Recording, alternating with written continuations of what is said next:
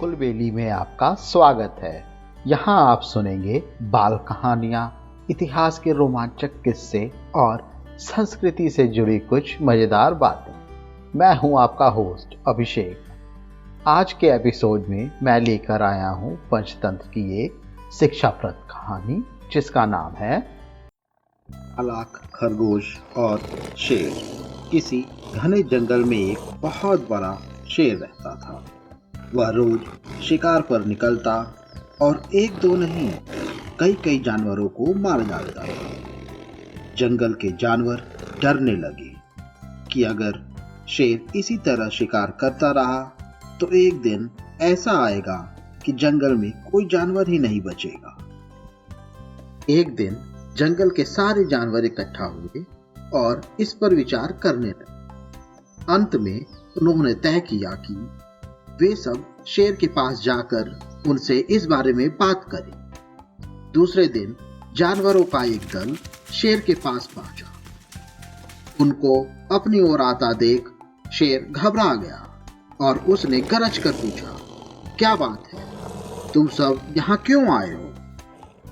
जानवर दल के नेता ने कहा, महाराज, आपके पास निवेदन करने आए हैं। आप राजा हैं और हम आपकी प्रजा। जब आप शिकार करने निकलते हैं तो बहुत जानवर मार डालते हैं। आप सबको खा भी नहीं पाते। इस तरह से हमारी संख्या कम होती जा रही है। अगर ऐसा ही चलता रहा तो कुछ ही दिनों में जंगल में आपके सिवा और कोई नहीं बचेगा। प्रजा के बिना राजा भी कैसे रह सकता है?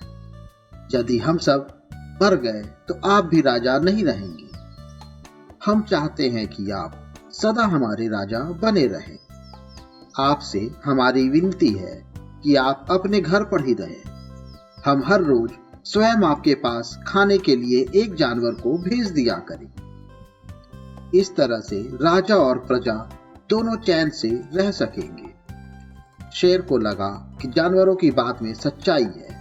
उसने पल भर सोचा, फिर बोला, अच्छी बात है, मैं तुम्हारे सुझाव को मान लेता हूँ, लेकिन याद रखना, अगर किसी भी दिन तुमने मेरे खाने के लिए पूरा भोजन नहीं दिया तो मैं जितने जानवर चाहूंगा मार डालूंगा। जानवरों के पास और कोई चारा तो था नहीं, इसलिए उन्होंने शेर की शर्त मान ली और अपने अपने घर चले गए। उस दिन से हर रोज शेर के खाने के लिए एक जानवर भेजा जाने लगा।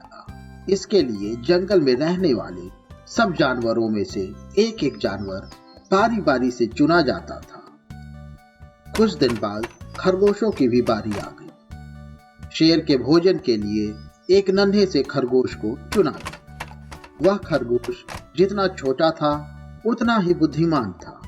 उसने सोचा, बेकार में शेर के हाथों मरना मूर्खता है।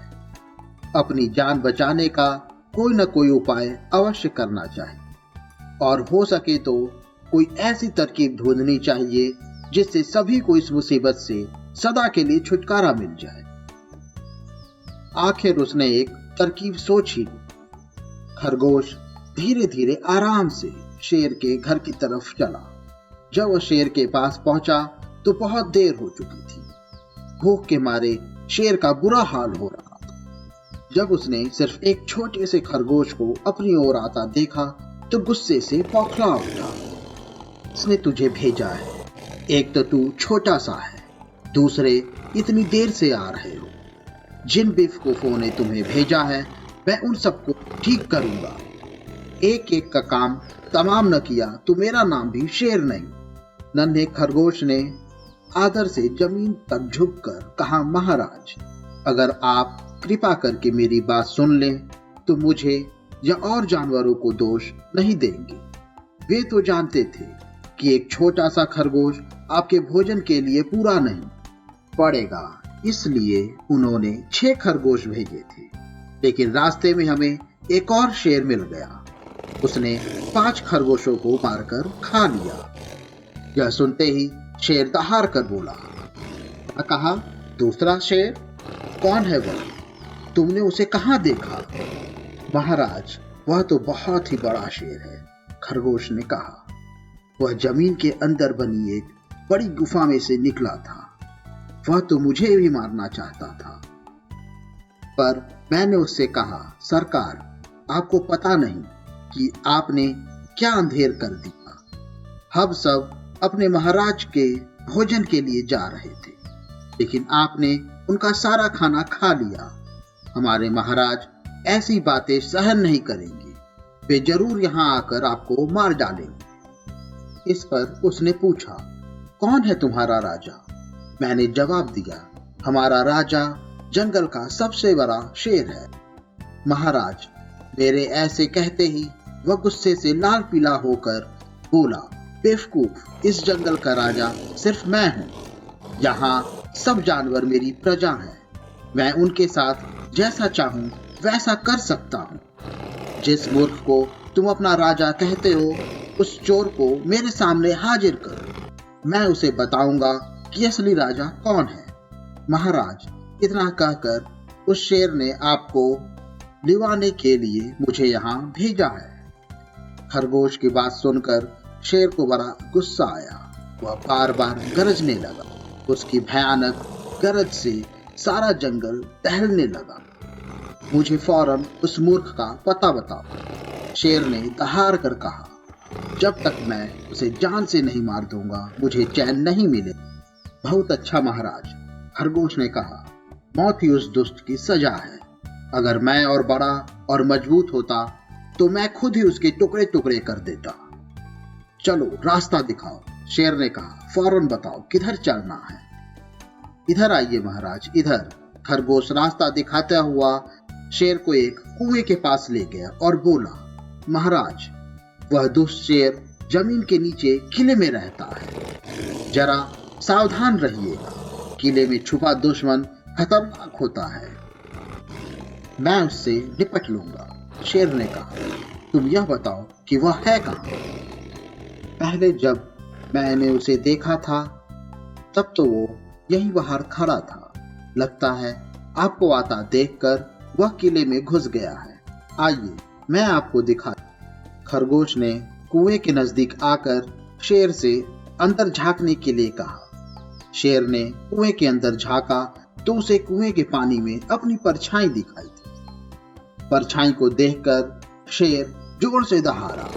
कुएं के अंदर से आती हुई अपनी ही दहाड़ने की गूंज सुनकर उसने समझा कि दूसरा शेर भी दहाड़ रहा है।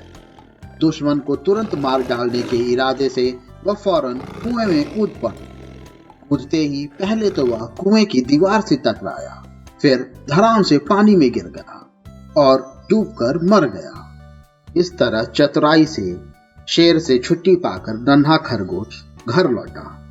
उसने जंगल के जानवरों को शेर के मारे जाने की कहानी सुनाई। दुश्मन के मारे जाने की खबर से सारे जंगल में खुशी फैल गई। जंगल के सभी जानवर खरगोश की जय जयकार करने लगे।